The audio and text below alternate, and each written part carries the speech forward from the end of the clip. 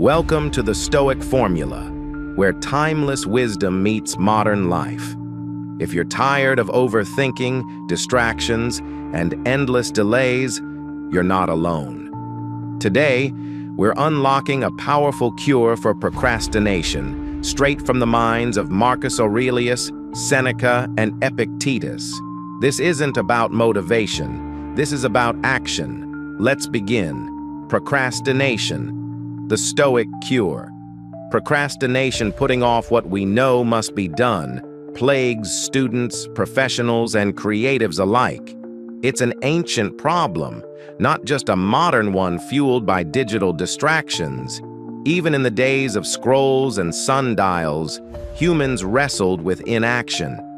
The Stoics, those practical philosophers of ancient Greece and Rome, offer a surprisingly relevant cure to procrastination that is both simple and deeply powerful.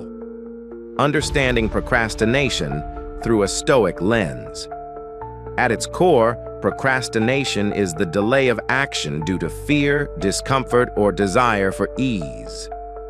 The Stoics saw such avoidance not merely as a time management issue, but as a failure of character and a misunderstanding of what is in our control. Epictetus famously said, "You are not your thoughts, you are your actions." This central Stoic idea that we are defined by what we do, not what we feel or think, directly confronts the passive mindset that allows procrastination to flourish. The Stoic toolkit for overcoming delay. 1. The Dichotomy of Control. One of the foundational principles of Stoicism is the distinction between what we can control and what we cannot. Our actions, choices, and efforts are within our control. Outcomes, opinions of others, and external events are not. When we procrastinate, we often fixate on outcomes. Will this task be perfect? Will I fail? Will I be judged? The Stoic approach is to focus instead on effort. Do what must be done and let go of the rest. Make the best use of what is in your power and take the rest as it happens. Epictetus. 2. The practice of Memento Mori. Stoics constantly reminded themselves of mortality, not morbidly, but as motivation. Memento Mori, remember you will die, is a call to action.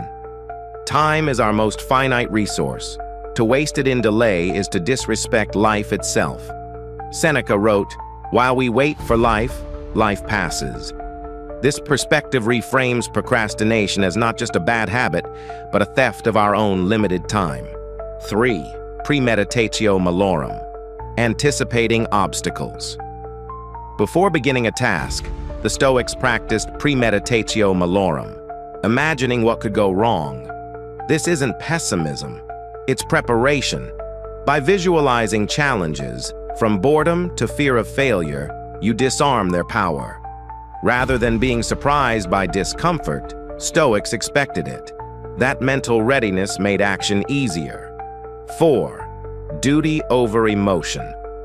Marcus Aurelius, the Roman emperor and Stoic philosopher, frequently reminded himself that feeling tired, bored, or uninspired was no excuse for inaction. In Meditations, he wrote, "At dawn, when you have trouble getting out of bed, tell yourself, 'I have to go to work,' as a human being." He didn't sugarcoat discipline. Stoicism teaches us to do our duty regardless of mood. Emotions are visitors. Duty is permanent. Applying Stoic practices today.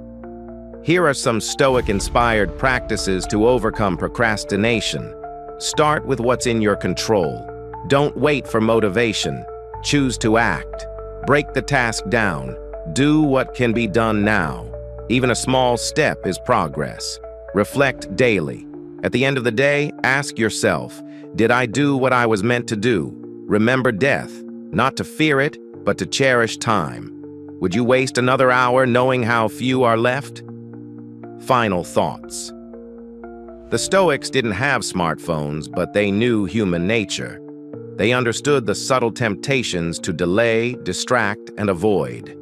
Their remedy wasn't about hacks or tricks, but about clarity. Know what matters, act without fear, and do your duty. In the Stoic view, procrastination isn't just unproductive, it's unnatural. To live according to nature is to use each moment wisely, with courage, focus, and resolve. So the next time you find yourself hesitating, ask, "What would Marcus do?" And then do it. Thanks for watching the Stoic Formula, where philosophy isn't just theory, it's a way to live. If today's lesson helped you reclaim your time, give it a like, share with someone who needs it, and subscribe for weekly insight grounded in Stoic truth. Remember, time is not just money, it's life.